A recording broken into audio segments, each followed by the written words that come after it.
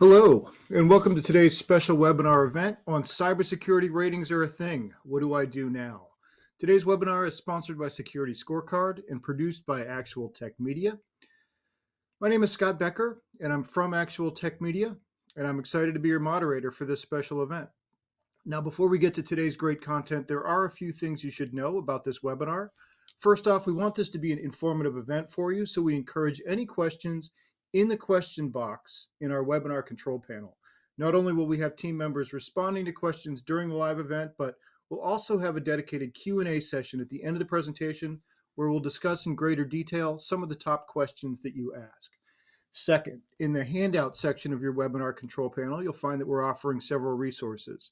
There's a PDF from SecurityScorecard on 3 ways to execute your 2022 cybersecurity strategy that's well worth downloading. There's also links to the Actual Tech Media Guerrilla Guide Book Club and the ATM Event Center, where you can find out about more great events like this one. So I encourage you to access those resources now and share them with your friends and colleagues. Third, at the end of this webinar event, we will be awarding a $300 Amazon gift card to one lucky attendee on the live event. Of course, you must be in attendance during the live event to qualify for the prize. The official terms and conditions of today's prize drawing can be found in the handout section as well. Just scroll to the bottom and you'll find the prize terms and conditions link there. And finally, one of the best benefits of this event is the opportunity to ask a question of our expert presenters. To help encourage your questions, we have a special additional prize for you. That's another Amazon gift card, this one for $50 for the best question. At the end of the event, we'll look at all the questions, pick out the very best one, and contact that prize winner. And with that, let's get to today's fantastic content. So I'm excited to introduce you to our speakers today. We have Josh Fazio, who's Senior Sales Engineer at SecurityScorecard. And we have Shara Hardiman, who is in Product Marketing for SecurityScorecard. And now I'm going to turn things over to Josh to get us started. Thanks, Scott. My name is Josh Fazio. I'm a Senior Sales Engineer here at SecurityScorecard. A little bit about myself. I'm a 21-year law enforcement veteran. I spent my last 7 years assigned to the Secret Service doing incident response and computer forensics. And I'm happy to be here today to kind of talk through security ratings and what we can do to help you. Shara, I'll turn it over to you. Awesome. Very hard to follow up. And so, hi, everyone. My name is Shara. I'm a product marketing manager here at SecurityScorecard. I have a 3-year-long stint in the security space. And as you all know, it's ever evolving. So I'm always learning and I'm excited to be here. So now that you know a little bit more about Josh and myself, I'm excited to dive into a little bit more about SecurityScorecard. Our founders, Dr. Alexander Yampolsky and Sam Kasumi, led a security team at an e-commerce retailer guild group. SecurityScorecard is birthed from actual security professionals. As security leaders, they invested a lot of time and money in vetting and purchasing tools for threat intelligence, vendor risk management, vulnerability scanners, and the list went on. However, even with all of these layers, there was still a big blind spot. How safe is that data that they feed into downstream systems or upstream systems being protected once it's there? This question came from their experience with almost taking on a PII risk. At the time, they signed a contract with a fraud prevention tool. And as they started integrating with this system, they discovered at the code level, credit card information that belonged to other companies wasn't encrypted. These incidents and these types of incidents aren't isolated, and they knew that. So they wanted to create a way to help, thus founding SecurityScorecard in 2013. Since starting, we've had 5 rounds of funding and are backed by some of the top VCs. We've reached milestones like rating over 10 million companies. And now we're pivoting into the space of combining security forces with our most recent acquisition of Lifers.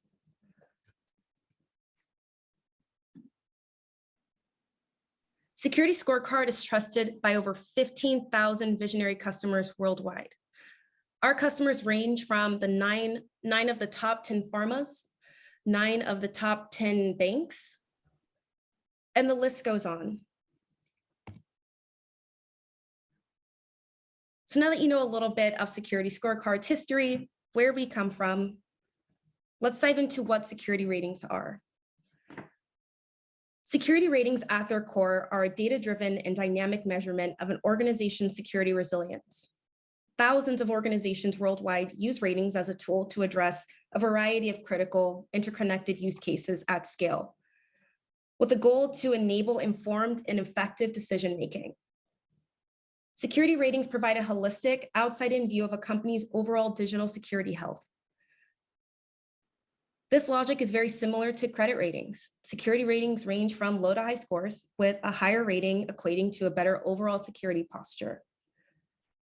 Security ratings add a quantitative metric to the assessment process and give you a reliable indicator of your organization's security risk. And they're critical because security ratings are based on a pool of data that otherwise wouldn't have been taken into an account. Security ratings don't rely on traditional techniques that are typically performed either annually or on an as-needed basis, like pen tests, questionnaires, on-site visits. Instead, security ratings are a valuable objective indicator of an organization's security performance that is both validated and continuously updated. Josh, I'd love to hear from you what you've heard from the field in regards to what security ratings are and what they're not. Yeah, so I guess we'll start with, what they're not. So security ratings are not a pen test. Security ratings are a supplement to what a pen test would be. Pen tests are a moment in time. So they're really good for, you get assessed in January, the pen testers come out, they test the resilience of all your systems, and you get that stamp of approval. You're good to go, or you have some gaps. Where security ratings is continuous, right? So it's kind of that pick off, you pick up where the pen test left off. So when pen test is over, what happens for the rest of the year?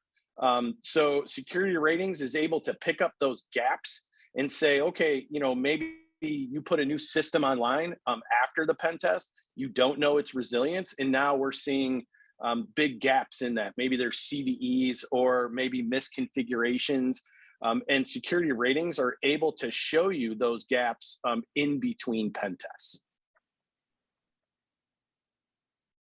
Exactly. And as we start to define what they are, what they aren't, it's really good to understand how they work and how we get these ratings. At a high level, we do two things.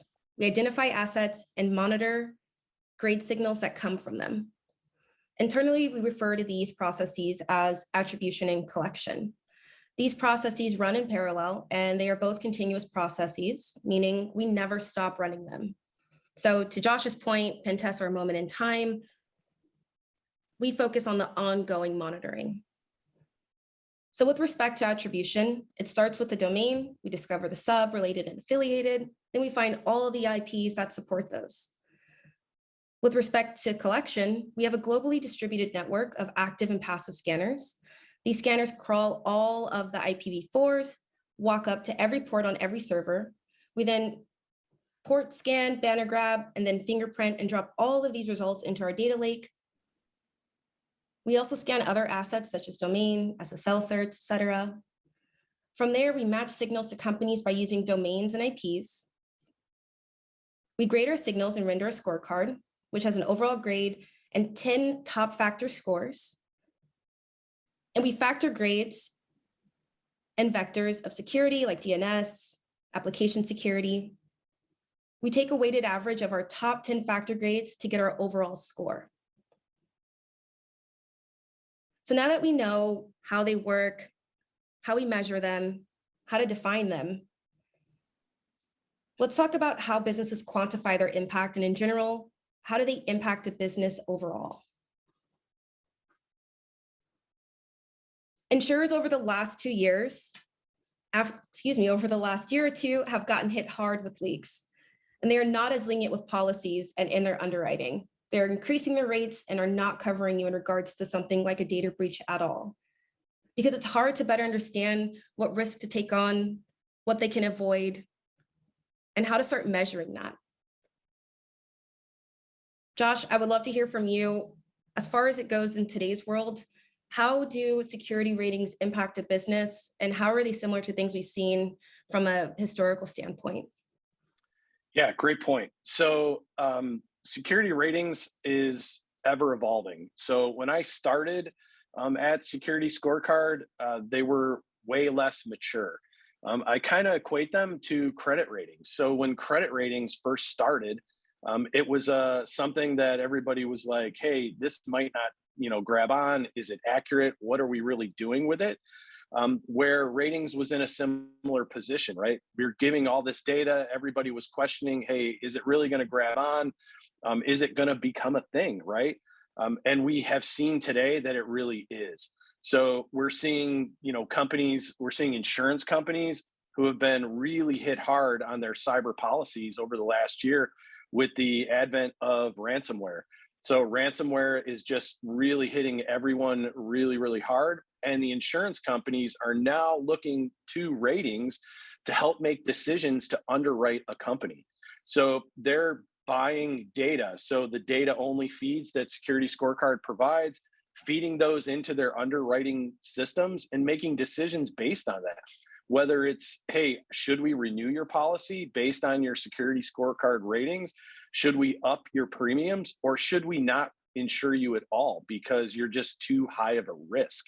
So that's one main, really big use case. The other big use case is, how are companies being impacted by their third parties? So, supply chain, we hear that term over and over again in today's, environment. So, companies may be doing everything internally, the right things security wise. You may have all the right tools in place, the right people, the right teams and training, but you get impacted due to something that was not in your control. It's a third-party vendor that you use and rely on, and because their security practices and controls weren't as good as your own, they got breached. Now that can impact you in many different ways. It can impact you reputationally.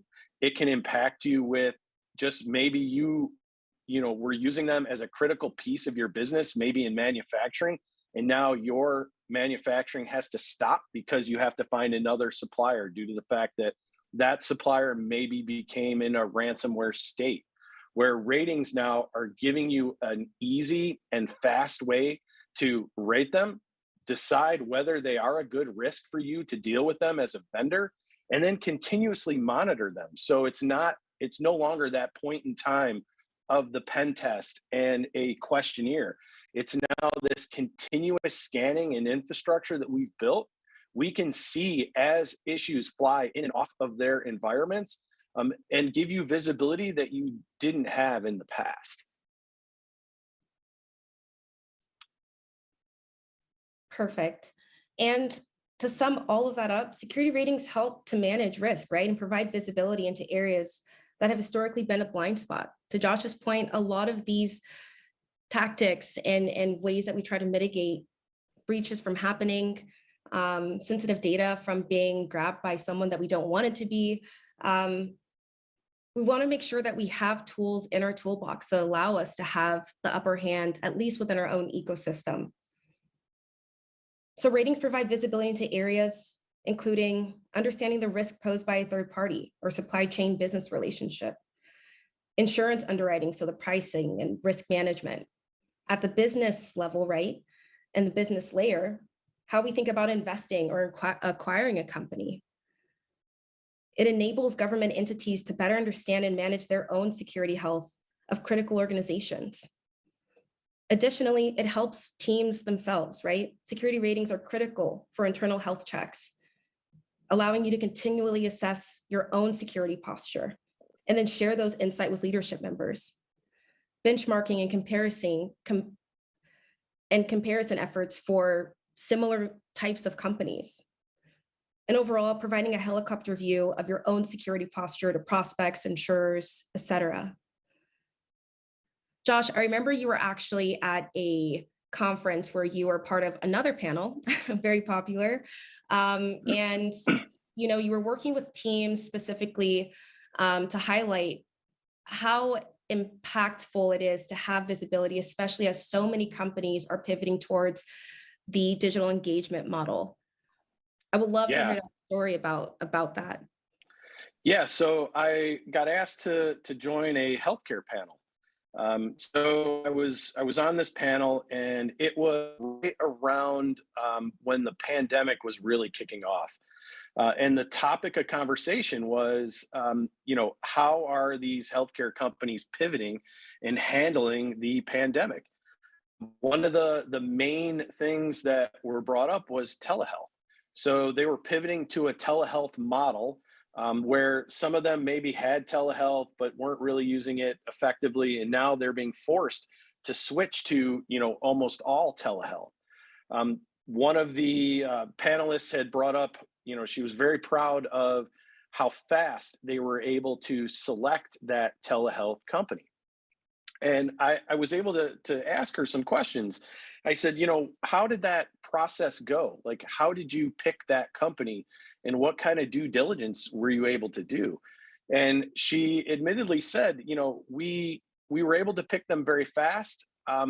We were able to kind of not use our normal standard processes, and we were able to implement really quickly. And I said, well, that's great, but what do you know about that company? What do you know about the risk that they pose to you?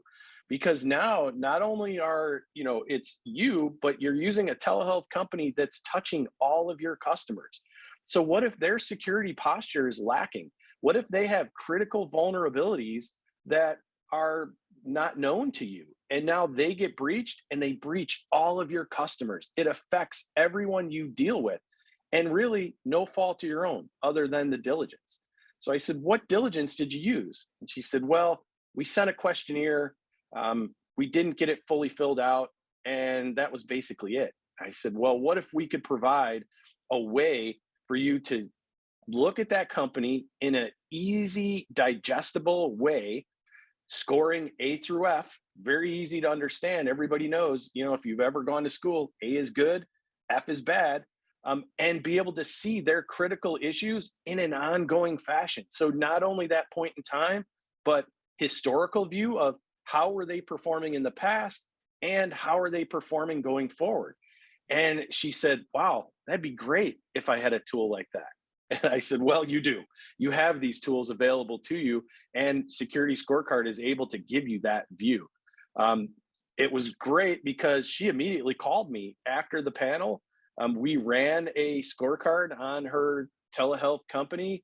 And it turned out she kind of, throwing a dart at the dartboard, got kind of lucky. They had a good security posture, but she had no idea that that was the case. So this is a great use case to be able to pick vendors. You can throw multiple vendors into Security Scorecard, and let's just say they all provide a similar service. Maybe they're, the programs are basically the same, but one is sitting at an A, or a couple are an A, and some are D's and F's. It helps you make fast decisions and can weed out the security weak, is how we like to refer to it.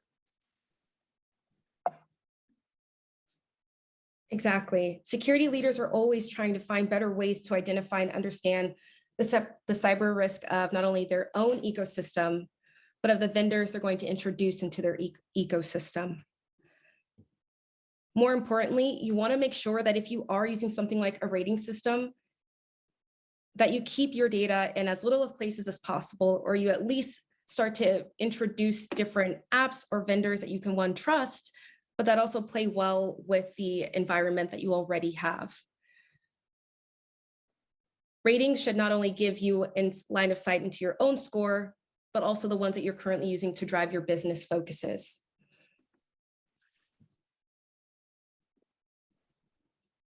So now that we understand what ratings are, why they're important, how they impact a business, this is something that gets brought up in so many topics in our conversations when we're evaluating partners that want to start using ratings. Josh, in your opinion, why aren't ratings going away? I think they've become a must-have. I don't see them going away anytime soon. It's just like the credit rating. We see credit rating used in almost every aspect of life nowadays. Before it used to be, if you wanted to get a loan or a mortgage or a new car, your credit rating had to be good. But now there's so many other things based on credit rating. It's all around risk, right? So even your insurance policies, if you have a low credit rating, you're going to pay more for an insurance policy because you're more of a risk. And ratings have become that same thing for a lot of the insurers. So they're looking at you, your security posture. How are you outward facing? How are you posing this risk to them, right? If they take a risk on you and give you a cyber policy, are they going to lose? Are you going to be paying more for that cyber policy due to your bad security posture? So I think it has become very mainstream. Everybody is starting to use it, and we're even seeing companies make it part of their vendor contracts. So if you're going to do business with me, you have to maintain a grade of B or better.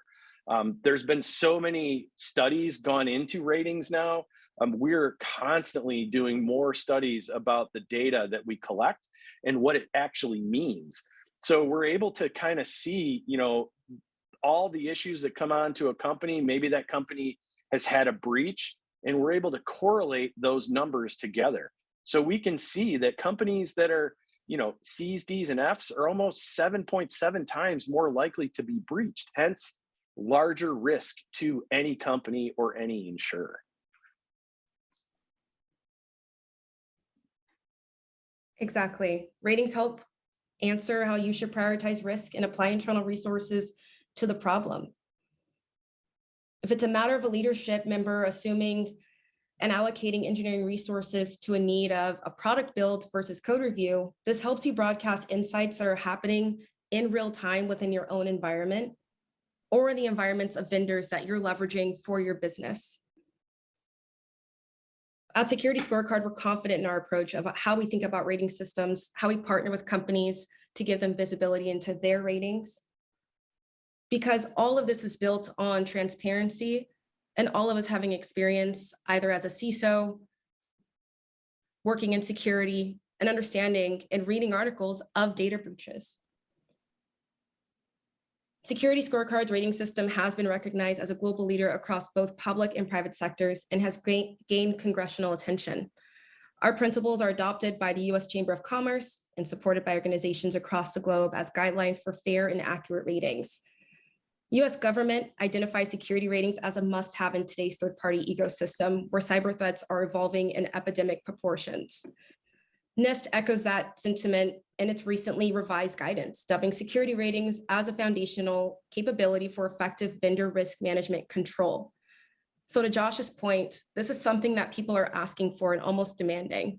It's hard to assume the next attack, assume what the next vulnerability is going to be, but what you can do is start to layer in tools that work to maintain a level of proactive efforts, visibility into actions that you can take, and mitigation of what's actually happening again in-house.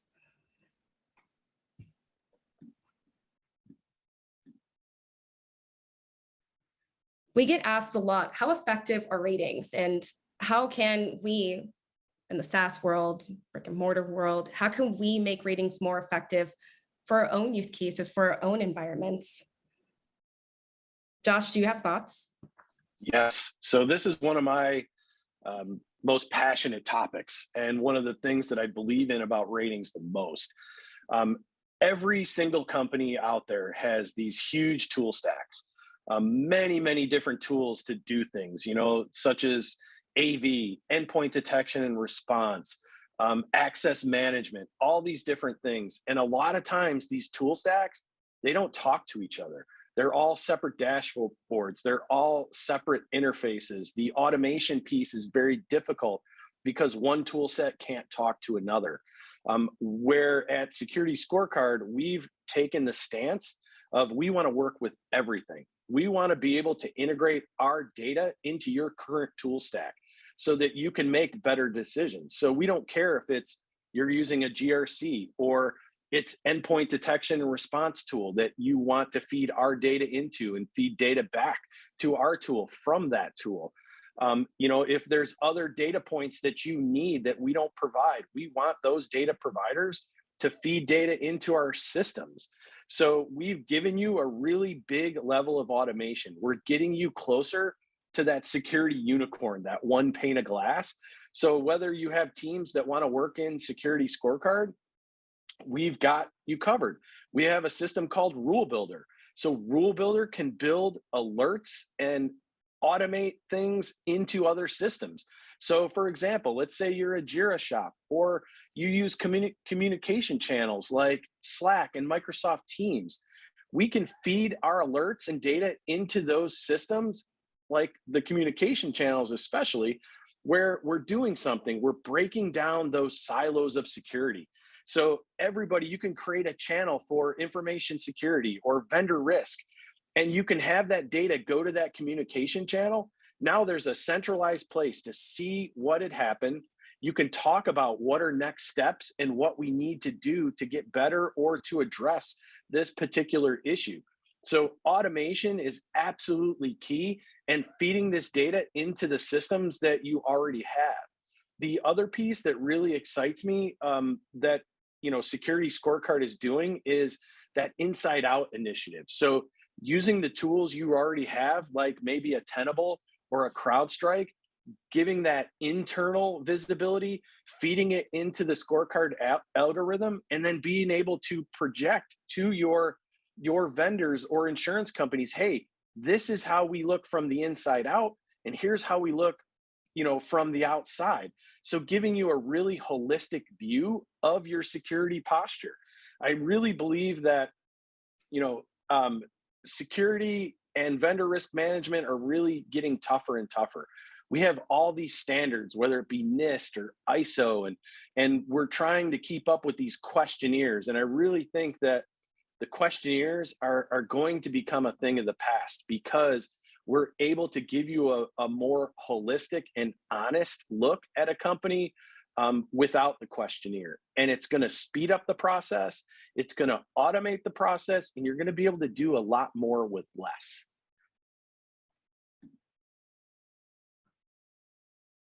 That's great. And something that we try to maintain is level of visibility of how effective our rating system is on the security scorecard side. We've seen that companies using SecurityScorecard's rating system and tools like Rule Builder, like Josh just brought up, engage their supply chain and see a quantifiable improvement in their ecosystem and overall security posture. Rated companies that are invited to the platform with a low security grade, so we're talking like C, a D, or an F, typically exhibit on average a 7 to 8 point improvement within 3 months. What's relatable here is you can't fix what you don't know exists. You can't fix what you don't know is broken. And that's why tools like a rating system, like SecurityScorecard, help security teams one score at a time. And when we think about ways to essentially up-level the way that we leverage our data, the data we have readily accessible to help your team, it starts with signing up for a free account, getting a pulse check on what's going on within your own ecosystem. So as you start to scale your company, scale your partnerships, you're also scaling the availability of a possible breach or a risk. So being able to have a level set, like a grading system, a rating system that says, I want to make sure that anyone that we bring into our data ecosystem has a score of XYZ. This is the strong first great start. Thank you all for listening and learning more about the rating systems. We're excited to hear your questions and want to give you all the floor. All right, good stuff. I love when you guys are on, because the value is so clear that it always generates a lot of great questions from our audience. People see what you're describing, they immediately start thinking out loud about implications for their businesses. So Shara and Josh, are you ready for some of these questions? Yeah, Yep. absolutely. Absolutely. All right, super. So this first one, they're asking, do the metrics change and evolve yearly based on historical events from the previous year and or anticipated attacks and security issues? I could take this one. Yes. So ratings are not static at all. So they're ever evolving. And they really keep pace with how security moves. We all know that security is moving at a really fast pace nowadays. It's definitely not like it used to be. I kind of equate it to the news cycle, right? So back in the old days, everybody would see news early in the morning and late at night, and then that would be basically it. Well, nowadays it's 24/7. So security is the same way, and we're always constantly evolving our algorithm and our signal collection to meet these needs, right? So as new CVEs come up, as the latest supply chain attacks hit, we're constantly adding things to the platform and then tweaking the algorithm to, kind of meet those needs of security. Robert had a question sort of on the other side. So that was about how often the metrics that you're using are updated. Robert's wondering how often the security ratings themselves are updated. He says daily, weekly, or monthly. So like for your own company, for example, how frequently are those updated?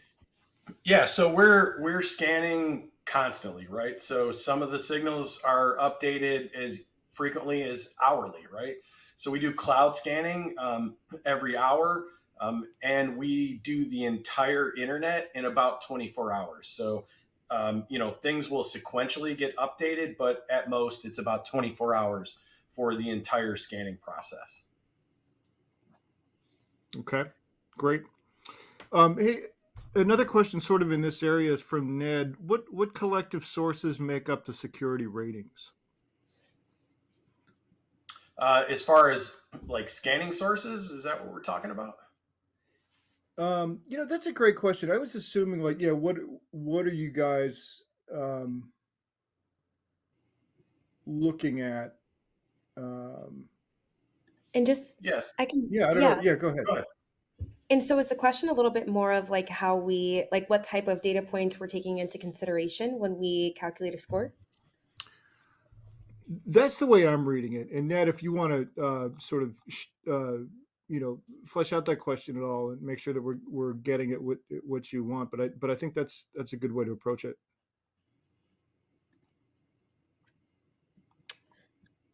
Yeah, so I can take the high level, and Josh, if you want to come in on top. So we do try to get a better understanding of a team's cyber health across your entire ecosystem.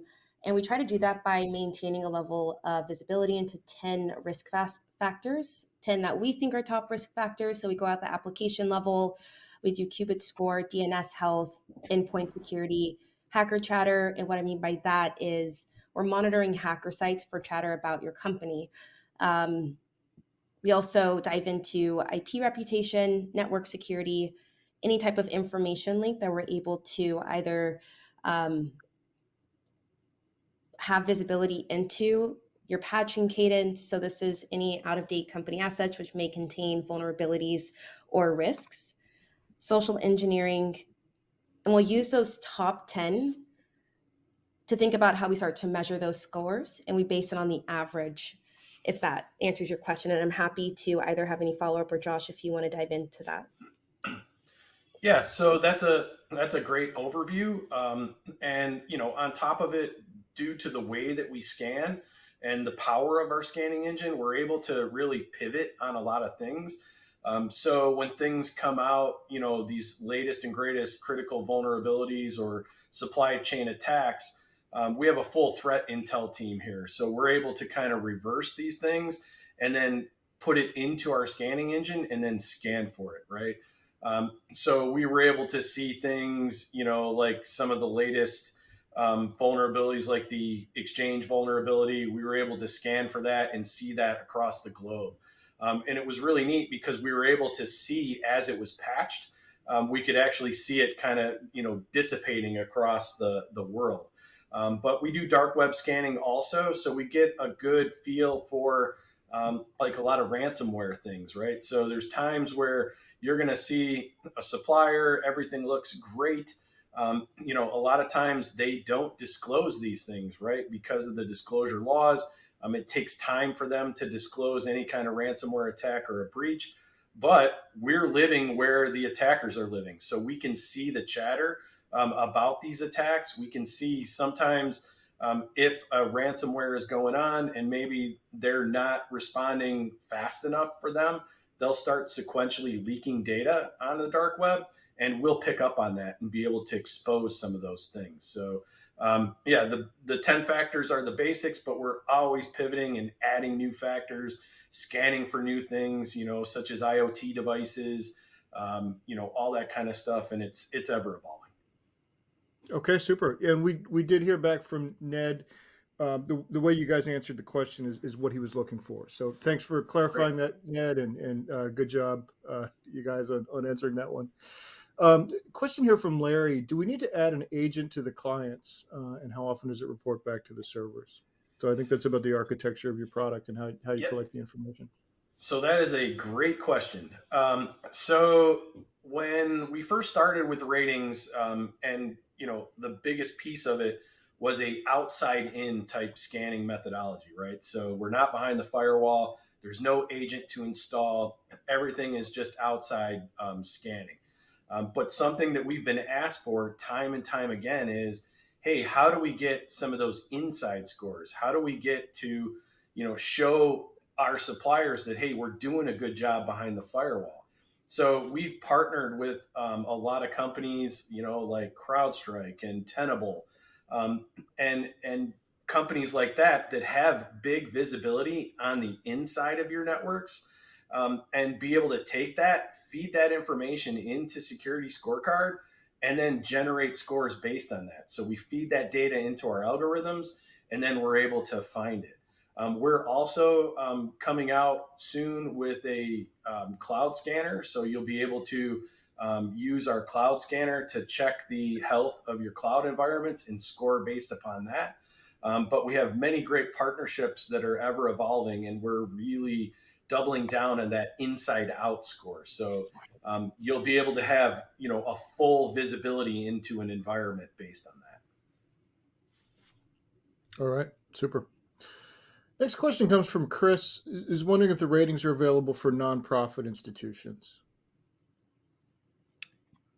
And just to make sure we understand that correctly, and feel free to follow up with additional context. For nonprofits, we do, the platform is meant to serve any industry. So vertical, company size, that's not necessarily a barrier to entry.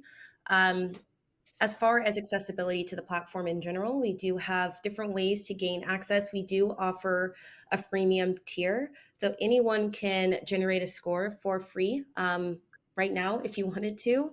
And then we do have different tiers. So to Josh's point, we are going all in on making sure that teams have the tools they need for that inside out look, doing proactive tactics outside of the pen test, the vuln scans, et cetera. We want to make sure you have eyes internally that can essentially give you that leg up if there is going to be some sort of risk within your ecosystem. So to answer the question, we do have a freemium tier. We do have a newer tier that we just launched called the Pro Plan. So as far as what's available to teams, we do have different tiers for different business needs. But let me know if that answered your question. Okay, great. Here's one from Paul. How can security ratings affect a company wanting to acquire or continue a cybersecurity insurance plan? Are those companies using your scores in determining liability and premiums? Absolutely. So some of the top largest insurance companies are absolutely using our platform now to make decisions on writing these policies. So when they're looking at you, our data is feeding into their underwriting algorithm and then quantifying risk based on that, right? So it could absolutely affect you in maybe you don't get your policy renewed. Maybe your premiums, double or triple because of your rating. But on the other hand, we've also seen, because of companies that have been very proactive and gotten a hold of their scorecards and really gone to work to clean up their environments, we've also seen premiums go down. So I had one customer that is all in on ratings. They're, they keep up on their cards constantly. They're sitting at an A.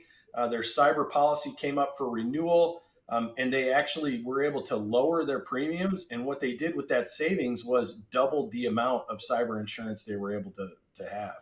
So, everybody is really using it and taking advantage of it now. Well, so here's a related question. Does Security Scorecard offer like best practices and tips if the scorecard grade for, say for my own company is not as high as I'd like it to be? Or do you guys have professional services or partnerships around that? Yeah, so we have a lot of different ways to do that. One is when you do purchase Security Scorecard, you get assigned a customer success manager. That customer success manager knows a lot of the best practices and the ways to the fastest ways to get to where you need to be to get your score up. But we also do offer a full line of professional services. So if you do want help setting up maybe a vendor program or just helping you operationalize the platform, we do have full tier of professional services. Yeah, and just to jump in, we also offer, even at the free level, right? Sometimes just knowing that there is a problem is the first step in fixing it. So to Josh's point, we have those best practices, we have the tips, we have the partnership through and through, especially on our paid plans. But for our free users, we also give that lens and that helicopter view for what's currently a risk factor within your own ecosystem. Okay, great. Here's a question from Chris asking, do the metrics indicate if a vendor has had a previous security incident? There's the letter grades, but if you're looking at, potential vendors, especially like big software companies, is there something like, you've got a couple of headlines in the report, or is it all just sort of baked into the score and the metrics? Oh, it's absolutely one of the signals that we have. So any kind of breach or publicly disclosed security incident on that company all gets reported up in the platform. And then the other piece to that is also the dark web scanning, right? So being able to see in the attackers' forums, hear them talking about companies, saying, hey, we may have an in to this company, or we have data, or they leak data. So, absolutely, that's a couple ways that we can, show you there are security incidents going on. There's a historical view in the platform, so you can see, if that company's been breached multiple times over, 12 months, we're going to bubble that up so you can see it.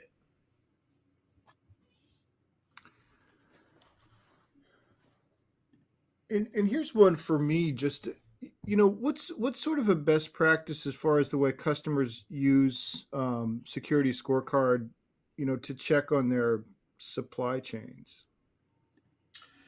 Yeah, so that's a great question. So, my best customers that are really using this the most effective way, they're basically entering all of their vendors into the scorecard platform. And then from there, what they're doing is they're going through an exercise of what we call tiering. So whether it be you're tiering them internally and figuring it out, or you've engaged us to help you tier the vendors.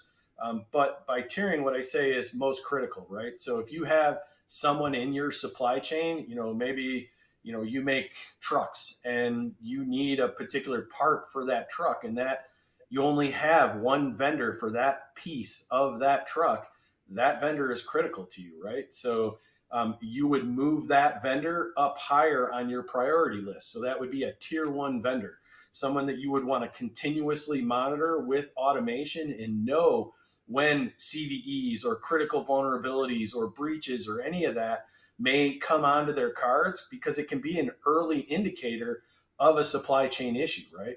So if there's all these vulnerabilities, we're giving you that kind of leeway to run faster, and you can get ahead of these things. So maybe you can find a secondary supplier and put that vendor on notice and say, hey, if you don't fix these things, we're going to drop you and go with another vendor. Or start splitting the supply chain, right? Have multiple vendors providing for you. But this is the best way. It's the tiering methodology of, the critical vendor on top and being able to continuously monitor them so that you don't have disruptions in your supply chain. Okay. Well, you guys have been patient with a ton of questions, and it's just great to see how much interest there is in the solution. But this next question from Ned might be a good place to sort of wrap things up. Shara, he's asking, how can one get started with scheduling a score rating evaluation? Maybe I'll just broaden that a little bit to, in addition to, scheduling an evaluation like that, what's the best way to get started with SecurityScorecard? Yeah, there's two great ways to get started. One is both actually start with going to securityscorecard.com. Again, it is free to sign up for an account.